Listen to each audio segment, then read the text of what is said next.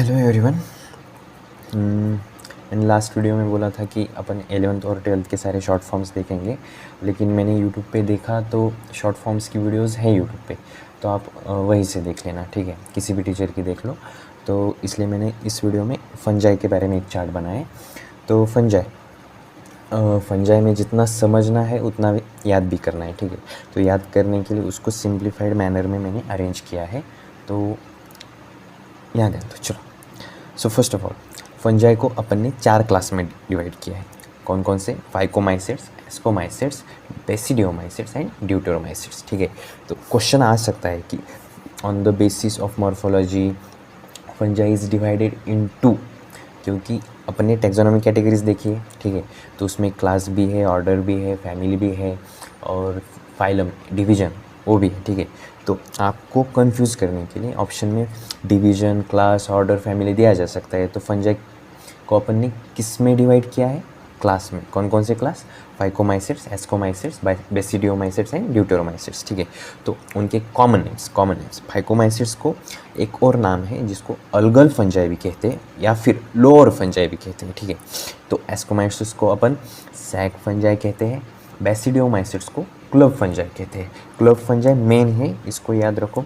ये bracket fungi और puff balls, इसको भी याद रखो, लेकिन क्लब फंजाई को अच्छे से याद रखो, ठीक है। तो ड्यूटेरोमाइसेट्स को अपन इम्परफेक्ट फंजाई कहते हैं। क्या कहते हैं? इम्परफेक्ट फंजाई, ठीक है। तो हैबिटेट अपन को सिर्फ फाइकोमाइसेट्स एंड बेसिडियोमाइसेट्स का देखना है। हैबिटेट में phycomycetes aquatic habitat, obligate parasite on plants on decaying wood in moist and damp places, और basidiomycetes grow on soil, on logs, tree stumps, in living plant bodies as parasite, in living plant bodies as parasites, ठीक है। इसके examples है parasites के rust and smuts, ठीक है। तो nutrition, mode of nutrition, तो न्यूट्रिशन अपन एस्कोमाइसेट्स एंड ड्यूटेरोमाइसेट्स के देखेंगे। न्यूट्रिशन में ascomycetes saprophytic, decomposers, parasitic and coprophilous, ये सबसे इंपॉर्टेंट। कॉप्रोफिलस यानी ग्रोइंग ऑन डंग, ठीक है। और ड्यूटेरोमाइसेट्स में सैप्रोफाइट्स भी है, पैरासाइट्स भी है और डिकम्पोजर्स ऑफ लिटर, ये लार्ज नंबर में होते हैं, ठीक है। लार्ज नंबर में प्रेजेंट होते हैं डिकम्पोजर्स ऑफ लिटर, ठीक है। तो माइसिलियम के बारे में देखते हैं।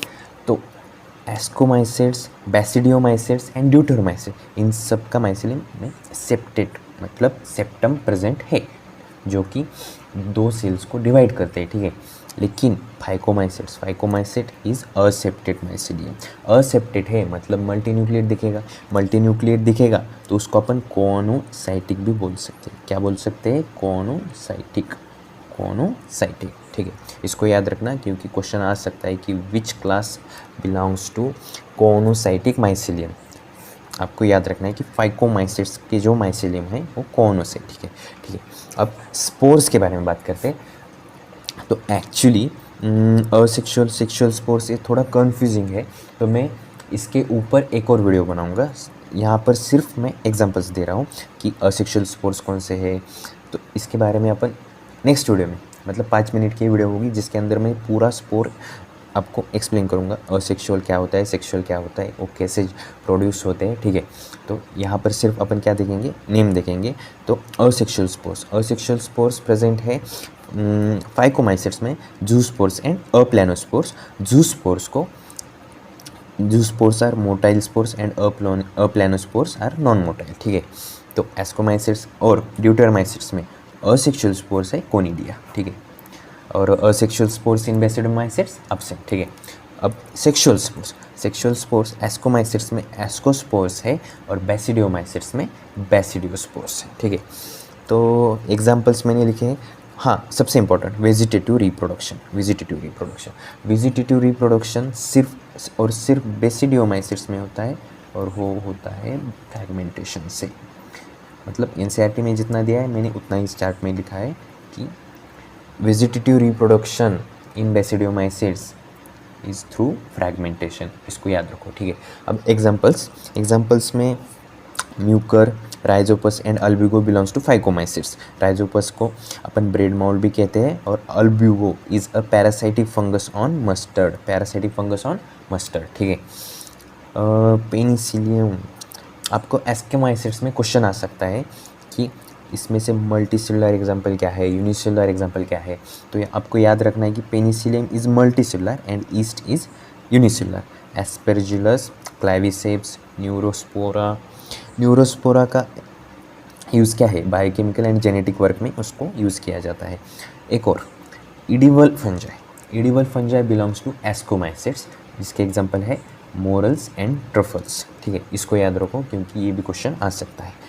हाँ, अब बैसिडियोमाइसिड्स के एग्जांपल देखते हैं। एगेरिकस, जिसको अपन मशरूम भी कहते हैं, यूस्टिलैगो, स्मट्स एंड पर्सिनिया रस्ट। ड्यूटेरोमाइसिड्स के एग्जांपल देखते हैं। Alternaria, कॉलेटोट्रिकम and trichoderma. ठीक है, तो सबसे इंपॉर्टेंट ड्यूटेरोमाइसिस का पॉइंट है कि ये हेल्प इन मिनरल साइक्लिंग करते हैं। तो हाँ, ये जो एस्परजिलस और एगारिकस, ये स्टूडेंट्स को याद रखने में बहुत तकलीफ होती है। तो आपको याद क्या करना है कि एस्परजिलस, एएस, एस्कोमाइसिड्स। ठीक है, एएस एस्परजिलस एस्कोमाइसिड्स। तो एगारिकस को याद करने की ज़रूरत नहीं, वो अपने आप याद हो जाएगा। ठीक है, सो ये पूरा चार्ट है, मैं इसका स्क्रीनशॉट आपको प्रोवाइड करता हूँ वीडियो के एंड में। ठीक है, तो मैंने मैक्सिमम तो कवर किया है, फिर भी कुछ बिग पॉइंट्स हैं जो आपको एनसीईआरटी से रीड करने होंगे क्योंकि वो चार्ट में नहीं आते। ठीक है, तो अगली वीडियो में मैं आपको स्पोर्ट्स के बारे में बताऊंगा, सिर्फ 2-3 मिनट में ही एक्सप्लेन कर दूंगा, आपको असेक्सुअल, सेक्सुअल स्पोर्ट्स सब कुछ समझ में आएगा। ठीक है, थैंक यू।